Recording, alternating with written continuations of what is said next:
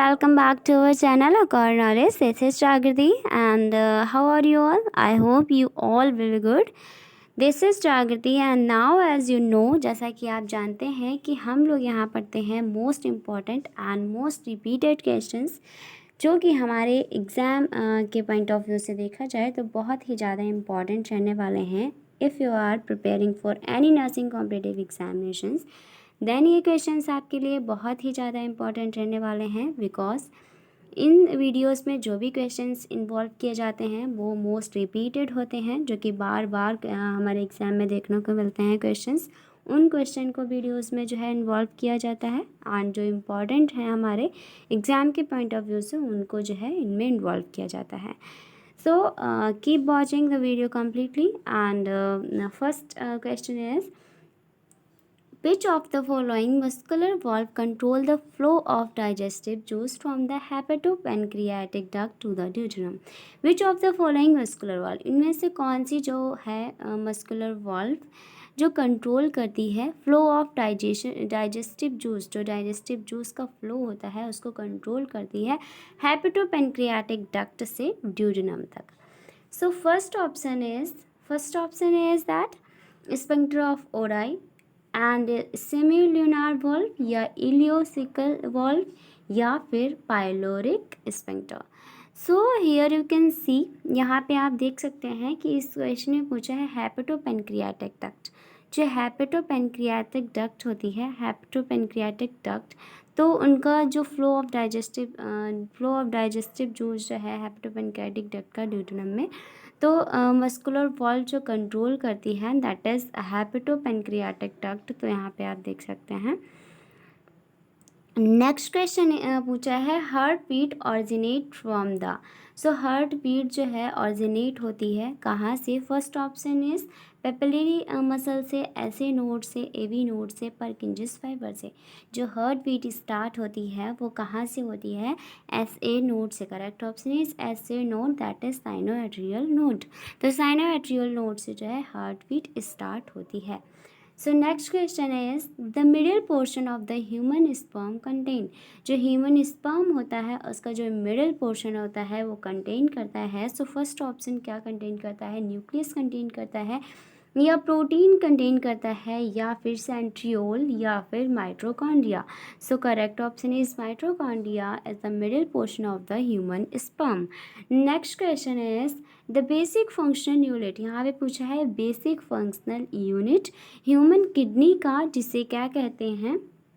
Basic functional unit है human kidney का, तो उसे क्या कहते हैं? उसे नेफ्रॉन कहते हैं या पिरामिड कहते हैं या फिर हेनस लूप नेफ्रॉन कहते हैं या फिर नेफ्रेडिया कहते हैं. सो करेक्ट ऑप्शन इज नेफ्रॉन जो होती है बेसिक फंक्शनल यूनिट होती है ह्यूमन किडनी की. एंड फ्रेंड्स जो नेफ्रॉन होती है एक माइन्यूट एंड माइक्रोस्कोपिक स्ट्रक्चर होता है. कैसा होता है? माइन्यूट एंड माइक्रोस्कोपिक यानी कि हम अपनी निग्ड आँखों से इसे नहीं देख सकते. तो एक माइक्रोस्कोपिक एंड माइन्यूट स्ट्रक्चर होता है, फंक्शनल यूनिट होती है किडनी की nephron. And most important thing that कि नेफ्रॉन जो है, where are nephron in the kidney. Kidney में जो है बाई चांस क्वेश्चन जो है ऐसे पूछ भी जा सकता है कि वेयर आर द नेफ्रॉन, कहाँ पे जो है nephron, where are the nephron in the kidney. तो किडनी में नेफ्रॉन कहाँ होता है? तो आंसर आप देंगे इन कॉर्टेक्स. इन कॉर्टेक्स में जो है वो नेफ्रॉन होता है. So next question is which of the following is present on the surface of intestinal epithelial cells. so question में पूछा है कि which of the following इनमें से जो है which of the following present on the surface of the intestinal, इनमें से जो है surface of intestinal epithelial cells में क्या प्रेजेंट होता है? सो जाइमोजन या फिर पाइनोसाइटिक या फिर फाइगोसाइटिक वेसिकल या फिर माइक्रोवेलाई. सो करेक्ट ऑप्शन इज माइक्रोवेलाई जो होती हैं वो प्रेजेंट होती हैं surface of intestinal epithelial cells की, यानी कि जो इंटेस्टाइनल एपिथेलियल सेल्स होती है उसकी सरफेस पे जो है माइक्रोवेलाई प्रेजेंट होती हैं. So firstly you should know about the microvilli. सो माइक्रोवेलाई क्या होता है? माइक्रोवेलाई जो है एक टाइप के माइक्रोस्कोपिक सेलुलर मेम्ब्रेन होती है. कैसी होती है? माइक्रोस्कोपिक सेलुलर मेम्ब्रेन होती है। एंड क्या करती है, that increase the surface area for diffusion. ये डिफ्यूज़न के लिए जो है सरफेस एरिया को जो है वो सरफेस एरिया को इंक्रीज़ करती है and minimise any increase of in volume. जो क्या करती है कि माइक्रोवेलाई जो है प्रेजेंट होता है इंटेस्टाइनल एपिथेलियल सेल्स की सरफेस पे प्रेजेंट होता है माइक्रोवेलाई। एंड माइक्रोविलाई जो है माइक्रोस्कोपिक सेलुलर मेम्ब्रेन होती है जो इंक्रीज करती है सरफेस एरिया को for diffusion. Next question is which of the following part act as an endocrine gland after ovulation. So most important question है ये। एंड क्वेश्चन पूछा है कि which of the following part, इनमें से कौन सा जो पार्ट है act as an endocrine gland की तरह जो है एक्ट करता है आफ्टर ओवुलेशन के बाद। So first option vitelline membrane, stroma, germinal epithelium, Graafian follicle. So which of the following part act as an endocrine gland after ovulation? So correct option is Graafian follicle. Next question is the balancing organ of the ear is, जो ear है उसका balancing organ पूछा है। So first option organ of Cordy and vestibular apparatus, tectorial membrane, cochlea. So correct option is vestibular apparatus. It is a balancing organ of the ear. Next question is lungs are enclosed within. lungs जो हमारे होते हैं, lungs जो होते हैं वो enclosed होते हैं, lungs जो हैं वो इनक्लोज्ड होते हैं। कौन सी मेम्ब्रेन से जो है इनक्लोज्ड होते हैं इस टाइप से, तो लंग्स जो होते हैं वो प्लूरल मेम्ब्रेन होती है उससे इनक्लोज्ड होते हैं। नेक्स्ट क्वेश्चन पूछा है which of the following part of the brain controls body temperature and hunger.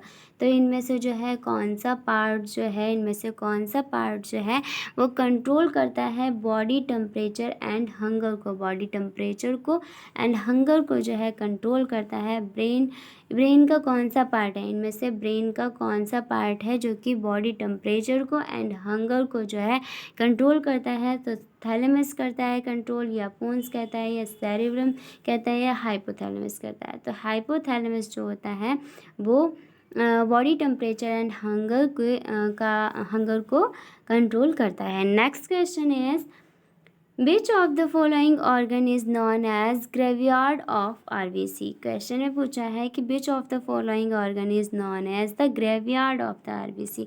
RBC का ग्रेवयार्ड किसे कहते हैं? सो फर्स्ट ऑप्शन स्प्लीन को कहते हैं, किडनी को कहते हैं, लीवर को कहते हैं, गॉलब्लैडर को कहते हैं। सो करेक्ट ऑप्शन इज स्प्लीन को जो है ग्रेवयार्ड ऑफ आरबीसी भी कहते हैं। ग्रेवयार्ड ऑफ आरबीसी जो है स्प्लीन को क्यों कहते हैं? इसे जो होता है स्प्लीन जो होती है वो बिकॉज क्यों कहते हैं, why called graveyard of spleen को जो है क्यों जो है ग्रेवयार्ड कहते हैं? Because it basically filter them and trap the degraded RBCs. जो भी डिग्रेडेड आरबीसीज होती हैं उनको फिल्टर करता है एंड ट्रेप करती हैं, तो इसलिए जो है स्प्लीन को ग्रेवयार्ड ऑफ आरबीसीज कहते हैं। एंड आरबीसीज जो होती हैं वो डिस्ट्रॉय होती हैं कहाँ पे? इन द स्प्लीन में जो है आरबीसी डिस्ट्रॉय होती हैं। एंड स्प्लीन में जो है आरबीसीज डिस्ट्रॉय होती हैं इन 1 सेकेंड एंड अप्रोक्सीमेटली 2.5 मिलियन जो है आरबीसीज डिस्ट्रॉय होती हैं इन 1 सेकेंड। इन 1 सेकेंड जो है इन 1 सेकेंड में जो है लगभग कितनी अप्रोक्सीमेटली जो है 2.5 मिलियन जो है आरबीसीज डिस्ट्रॉय होती हैं। सो इसलिए इंस्प्लीन को ग्रेवयार्ड ऑफ आरबीसीज कहते हैं। Next question is which of the following feature is common in both human and adult frog. तो अडल्ट और जो ह्यूमन एंड अडल्ट फ्रॉग्स जो हैं उनमें कॉमन होता है कौन सा feature? So first option internal fertilisation, या यूरियाटेलिक मोड ऑफ एक्सक्रीशन, या न्यूक्लिएटिक आरबीसीज, या फिर 4 chambered heart. So correct option is ureotelic mode of excretion. Sir question है which of the following feature, इनमें से कौन सा फीचर जो है कॉमन है ह्यूमन एंड अडल्ट फ्रॉग में। So ureotelic mode of excretion जो है कॉमन फीचर है in both human and adult frog. So ureotelic mode of excretion means excess nitrogen in urea, excess nitrogen in urea, that is uroteric mode of excretion. Next question में पूछा है single uriniferous tubule does not contain, जो single uriniferous tubule है वो contain नहीं करता है, loop of Henle को कंटेन नहीं करता, कनेक्टिंग डक्ट या डिस्टल कन्वोल्यूटिंग ट्यूब्यूल या फिर Bowman's capsule. So collecting duct, correct option is collecting duct. Single uriniferous tubule जो है the uriniferous tubule is also known as nephron, इसे जो है नेफ्रॉन भी कहते हैं, नेफ्रॉन भी कहते हैं और किडनी ट्यूब्यूल भी कहते हैं, किडनी ट्यूब्यूल भी कहते हैं। So next question is which of the following joint is immovable. तो जॉइंट जो इमूवेबल होते हैं, जॉइंट्स जो होते हैं कुछ मूवेबल भी होते हैं कुछ इमूवेबल भी होते हैं। तो इमूवेबल जॉइंट इसमें से कौन सा है। सो फर्स्ट ऑप्शन फाइब्रस जॉइंट या साइनोवियल जॉइंट या कार्टिलेजियस जॉइंट या ball and socket joint. So correct option is fibrous joint, it is a joint that is immovable joint. Next question is cartilage at the end of long bone is, long bone के end cartilage होता है। First option calcified होता है, fibrous, hyaline, elastic. So hyaline cartilage जो होता है present at the end of the long bone, hyaline cartilage होता है a translucent bluish white type of cartilage होता है जो कि प्रेजेंट होता है जॉइंट में।